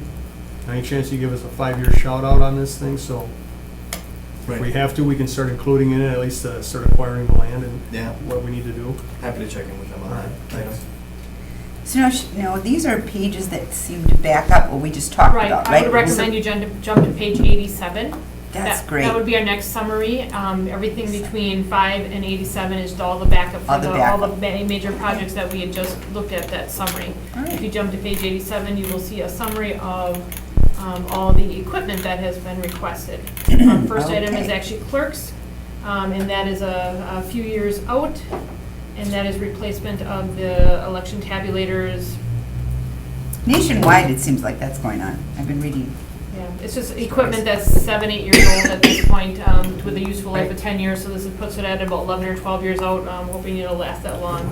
That is a request. Page 87. Then we would jump into DPW, has some few pieces of equipment. Okay, you need to go back to, you're gonna have to go back to one more. I thought you were messing with me when you said 300. No, I wasn't messing with you. No, Can you all right, just go back, scroll- go back into just click finance, Okay, the packet. Yep. Yeah, I was not messing with You you. can either scroll down to that page, or in the bottom, if you hover over where the page number is, you can actually type 87 in, you don't have to actually scroll down. Okay. What did we just vote to replace with the, That was Express Vote. okay, that was a program. That, it was a program, it was ADA equipment. 88, yeah. Okay. All right, so we're into DPW with brush chippers and sidewalk tractors, and, I mean, do you guys have any questions about any of those pieces of equipment?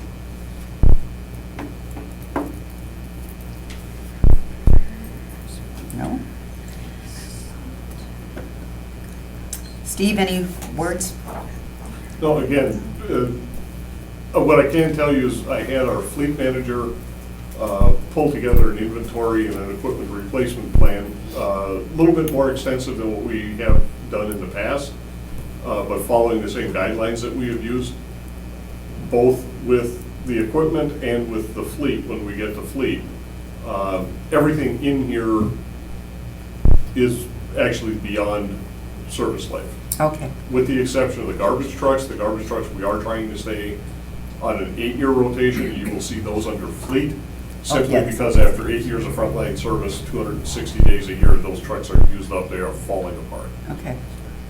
So then, I got a quick, yes, go ahead. some of our snow removal, We're not, I don't think we're up there yet. well, as it refers to trucks and that, do we lease or do we hire outside companies to do some of our Yes, snow we do. removal?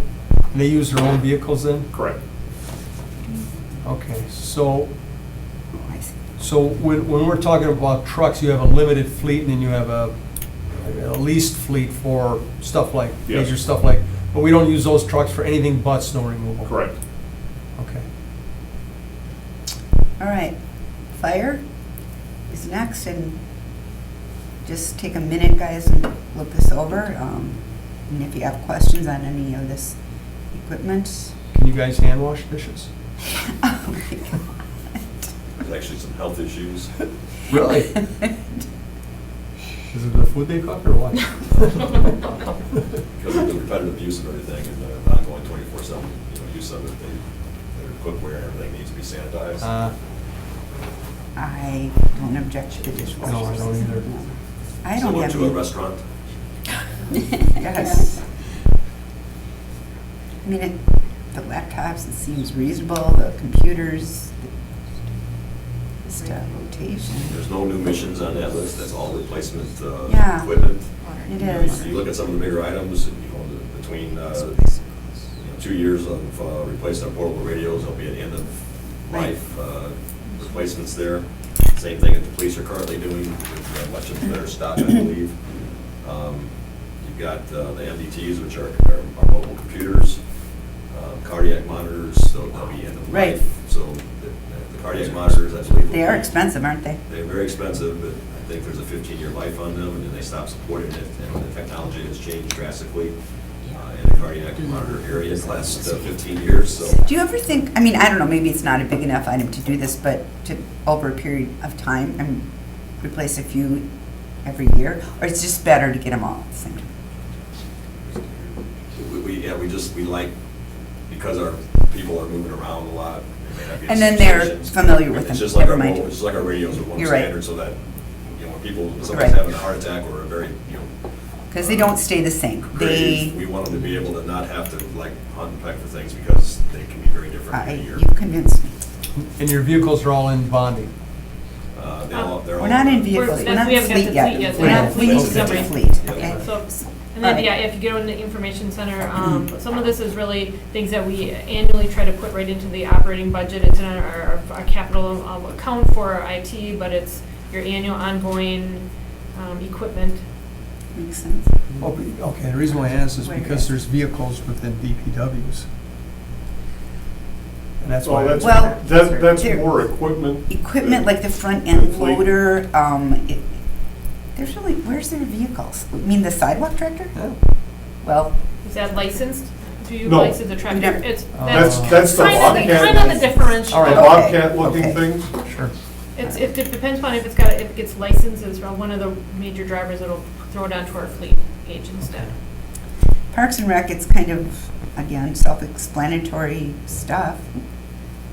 Basically small, tractor's a little pricey, but there you go. That's what they cost. Any questions on the Park and Rec and forestry? Is it a showmobile or a snowmobile? It is a showmobile. It's a showmobile.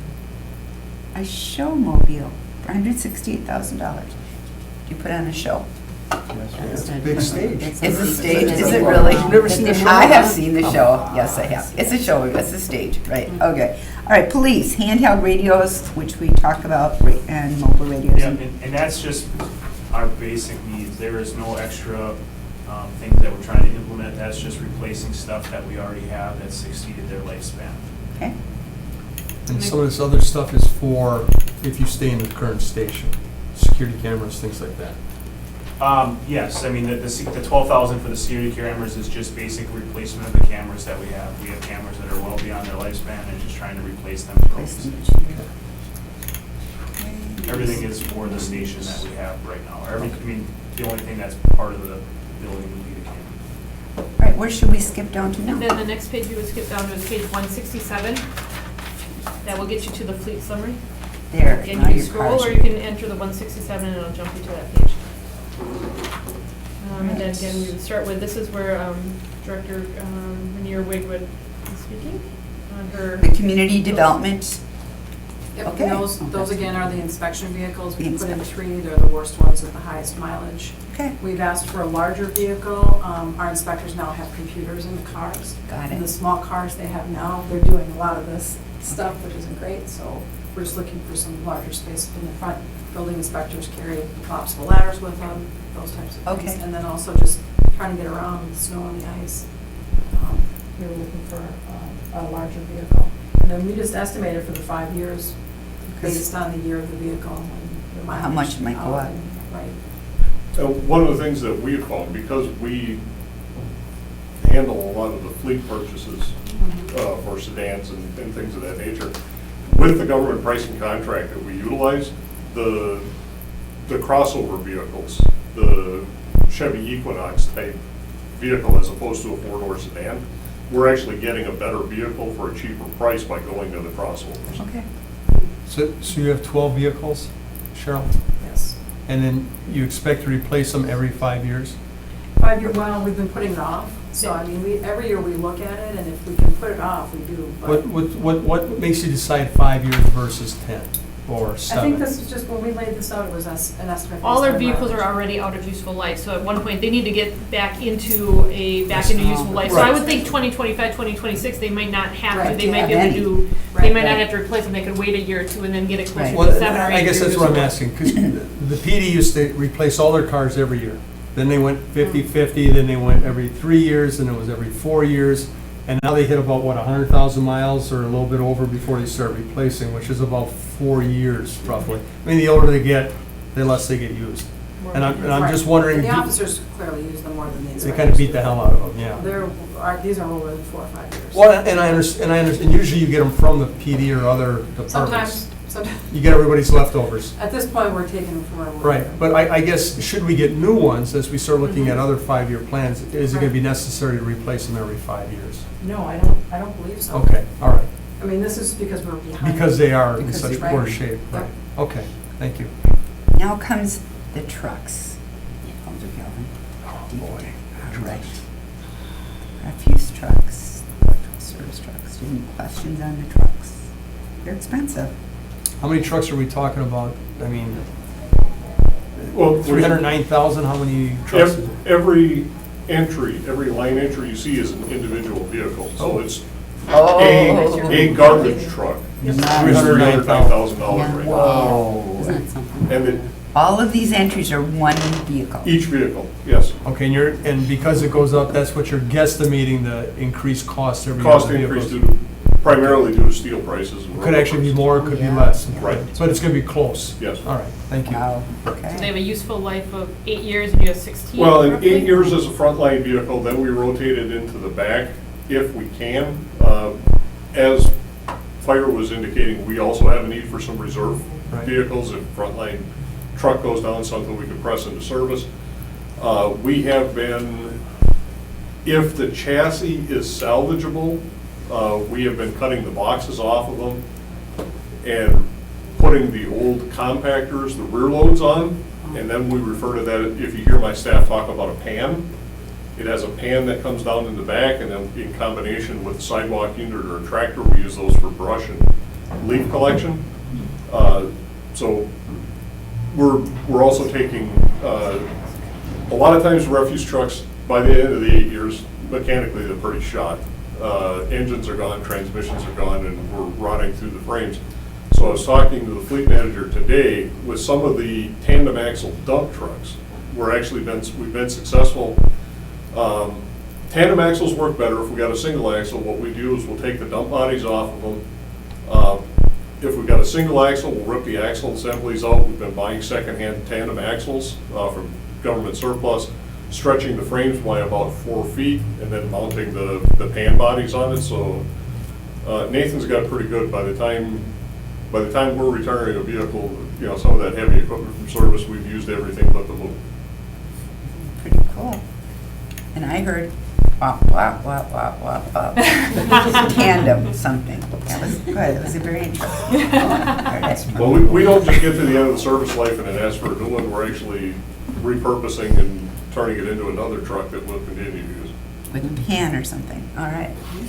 Parks, Rec, and Forestry. So, fleet. We No, jumped over fire. I'm sorry. but- Oh, how could I do that? I'm so sorry, fire. Wow, that hazardous material squad, wow. I assume that's one hazardous material That's the squad? second half of what you authorized. Oh, in yes, that's 2019. right. Oh, Yes, wow, remember. that's That's right, Remember? half. That's right, that's a big one. Fire engines, they are expensive. Are command vehicles as big as fire engines? They're like almost as expensive. Command is 95,000. Okay, where am I seeing this 710? Oops, sorry. Command vehicle 411.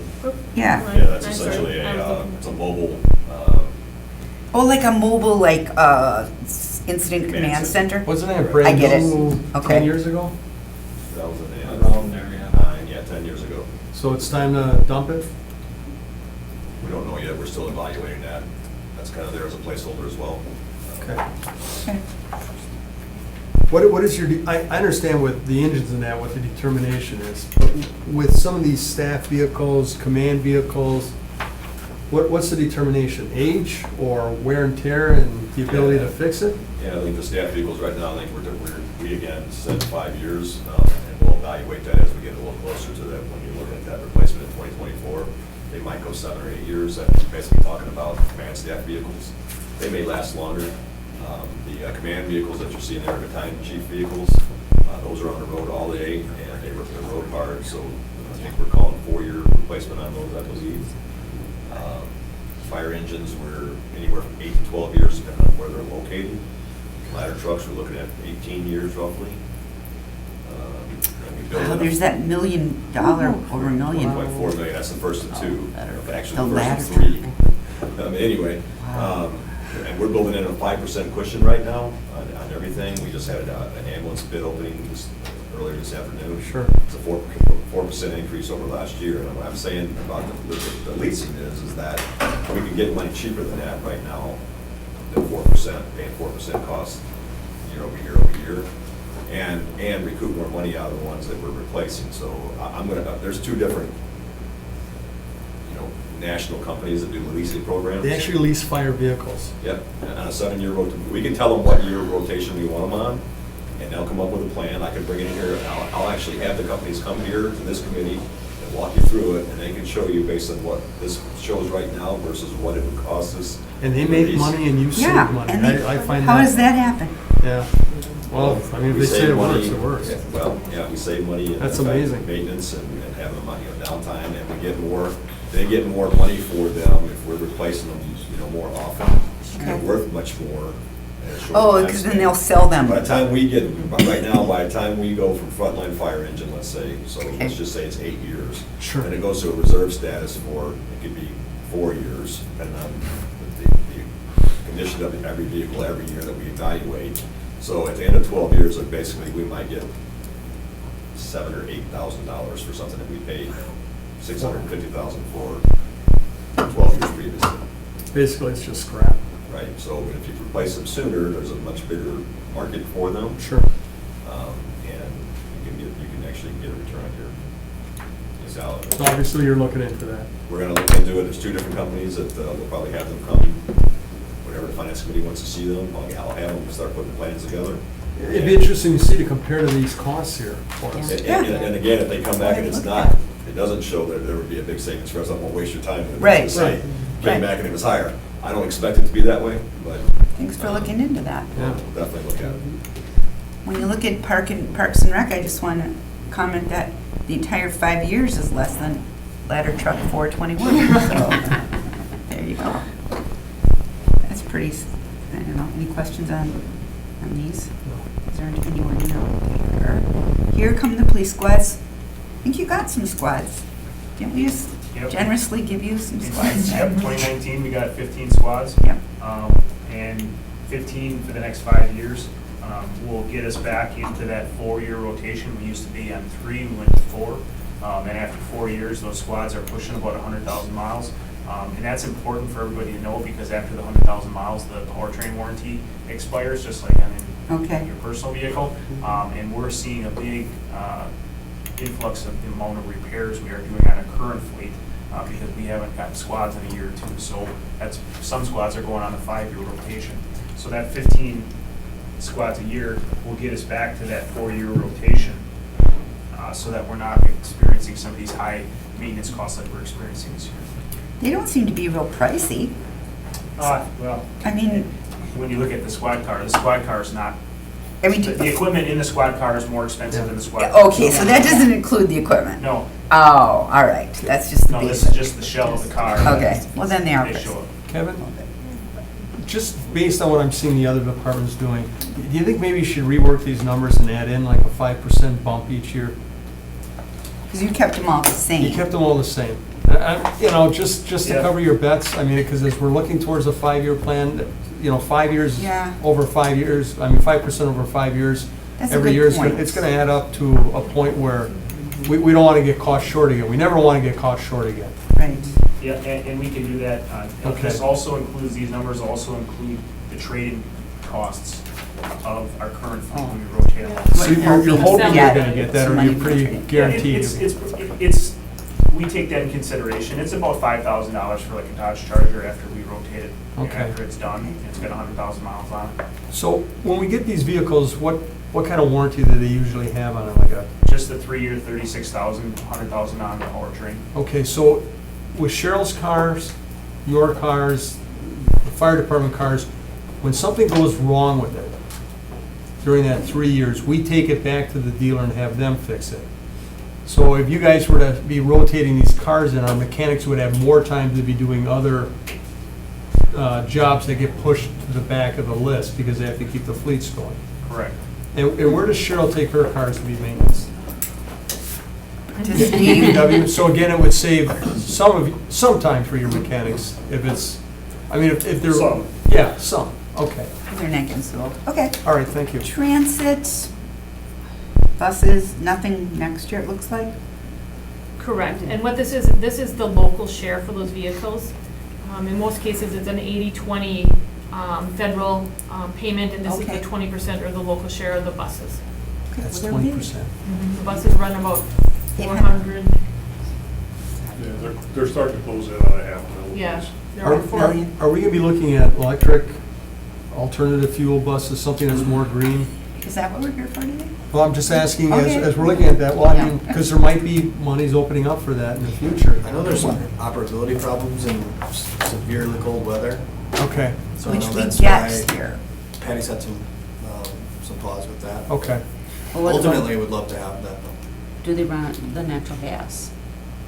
We do see, CNG, you have to build a whole nother facility to have Yeah, your CNG in, so that's very pricey up front for your capital. So if you have We to get we that. looked at converting both the Metro bus fleet and a lot of our equipment to CNG, and we actually there was some money available through Wisconsin Public Service due to some lawsuits where they were offering significant incentives. They were helping to fund the upfront costs, and it still wound up not being cost competitive over the long haul because of the retrofits, and we were trying to put it into existing buildings that are very old and things of that nature. I'll But be it's, that kind of thing, we are, You both looked at, departments yeah. are actively looking at on a regular basis. Alder Galvin, did you want some follow-up? I could talk to Patty and No, her, because I I told her mean- she didn't need to be at this meeting, because this is the Yeah, only no. section she had. I mean, if we gotta build a whole facility for natural No, gas, and if it's like- other types aren't operating that well, last thing we want is a bus full of people stuck out in the middle of some cold street, so. no, hell no. Well, weather, yeah. They gotta get up. So So, that would be a look at the expenses that have been submitted by Okay. the department heads at this point. and then the rest is just the supporting documents. It really isn't as overwhelming as it Right, looks. and so, really, again, do we want to, are you looking for staff to come back with some procedures and policies, or is the council looking to put those recommendations together on how we should move forward with this document? do you want to have a bigger say in prioritizing the items? The problem is, again, what happens is by the time we get funding sources of what we think we can put into the 2020 budget, we're cramped and we're down to just a few weeks. Don't know if we'd have time for another meeting. However, do you want to try to tackle that during the budget meeting? You're going to extend your budget meeting probably by a much more period of time. And that's why I brought this CIP to you earlier, to just start having these conversations, starting to take a look at them.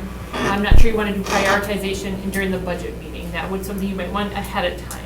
Well, we've got this. We looked at bonding, although we didn't really look hard at the 5-year bonding. We just kind of made some decisions on the 1-year bonding.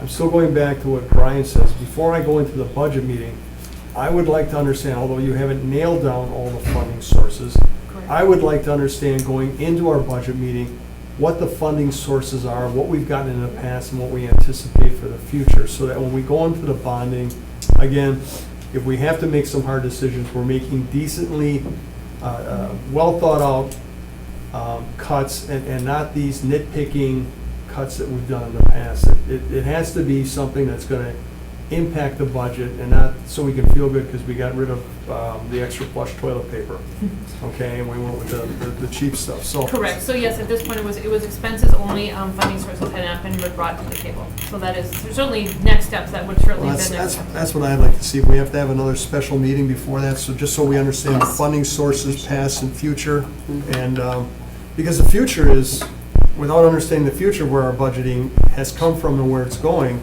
it makes even doing a 5-year plan hard to make, because otherwise we'll make a plan, then every year we're going to have to cut or add to it. And we still may have to, but I'd like that to be as minimal as possible. Yeah, and just so you all know, I am planning individualized meetings with all members of council, with Diana, starting mid-September, so that it is a little bit lengthened, and you do have an opportunity to inform, how the budget document is put together. So again, there is no action required on this, just really looking for next steps. We certainly will want to get back together with more and additional information. We could, at this point, we could probably tackle it and put it on the next Finance Committee meeting, Yes. which is September 10th. And then we could at least address it at that point and then see.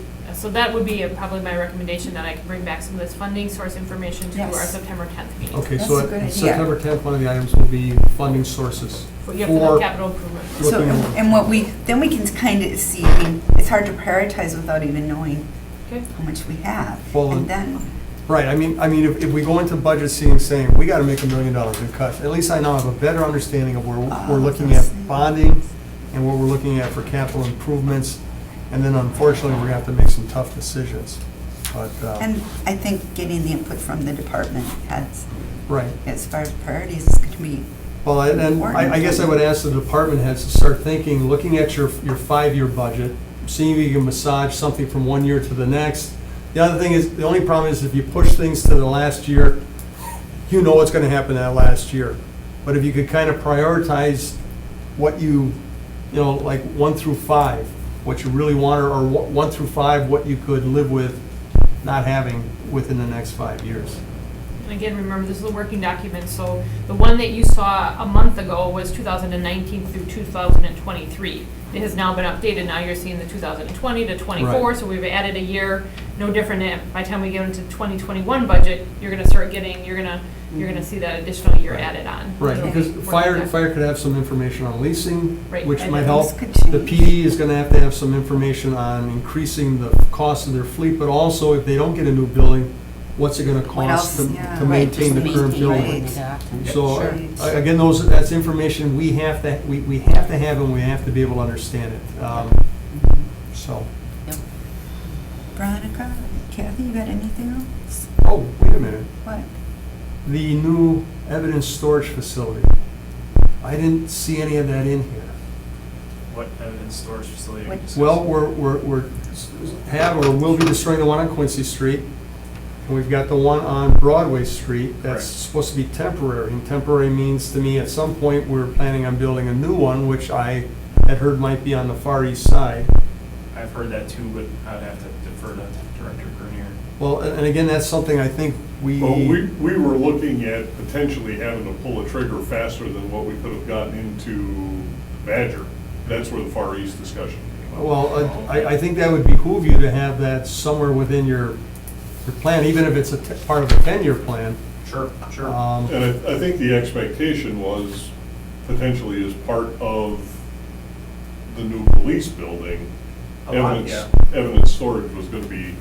Well, That's what I at thought police too. building. A lot of, If- yeah, I That's mean, part of the our new sole police building. direction was the new public safety building, but Right. we will put Plan B together to include that. well, Yeah. with the amount of vehicles and the amount of, well, we have an entire living room set that's partially burned. We at one time had over 30 or 40 vehicles, long-term, and As evidence. I'm trying to envision in my head a facility big enough to house all of that and house it properly so that it's all part of one building as opposed to an off-site facility that may be better. And as we're thinking futuring, maybe we build one big enough to start contracting with other departments to store their large evidence stuff. And, you know, as we're going to looking at GURP, going Brown County wide, and our evidence is all run through GURP, maybe we run that as a potential something to offset some of our costs. And we've really reduced the amount of stuff we have to store with the amount of stuff we've been able to discard working with the district attorney's office, so we don't have to store. That couch that you mentioned, I believe we still have that. It's, In the facility, we went from 6,000 square feet Correct. of storage space to over 12,000. Right. and we got rid of a lot of the vehicles too, so Right. we don't have that problem anymore, we just have to maintain. Okay, so that was more of a logistical Yes. issue than it Yes, was. that was people not prioritizing the facility of keeping, we just thought it was just easier to keep it than work to get rid of it. Oh, And we've been very proactive with that. Our evidence tech lead has been phenomenal with that. Okay, well then that's not as big an issue. Correct. Okay, I'm sorry. You guys have any other questions? No? Is that about it then? Probably, I guess, it's maybe direct the staff to, bring back additional information, maybe that would be a Right, recommendation. I guess that would be my ask would be that staff have a priority list of things they either really want to keep or that they can put off if push comes to shove. So we have something, a document in front of us that when Eric finally gets the budget to us and we look at it and go, oh boy, we got to make some cuts here. If we know in advance, I think it'd be easier to get through that process. And then the funding sources. And then the funding Would be sources. the- Yes. So we have to set another, we should. set Well, no, we're another- going to do it at meeting. September 10th. We're going to do it at our next finance meeting. Okay. Yeah. So you all need right, that by after September that. 10th? Yes. Okay. Very good.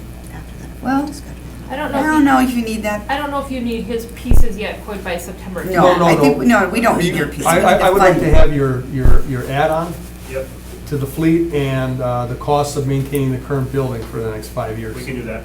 And then the fire could have an adjustment if Sure. leasing works. But other than that, no, we wouldn't need that wish list or drop list until it actually gets closer to budget time. Anything from you guys out there that you, any comments? Well, it was our first stab at it. Yeah. So, I talked to our attorney, we want to take a motion on, it is not an action item, it was discuss and review. Okay. so all we need is a motion to adjourn. Motion adjourned. Move to adjourn by Second. Alder Kelly. Second by, I didn't see the fifth. Alder LaFave. All those in favor? Aye. Motion carries. We are adjourned. Thank you, everyone, for your time. Thank you, Steph.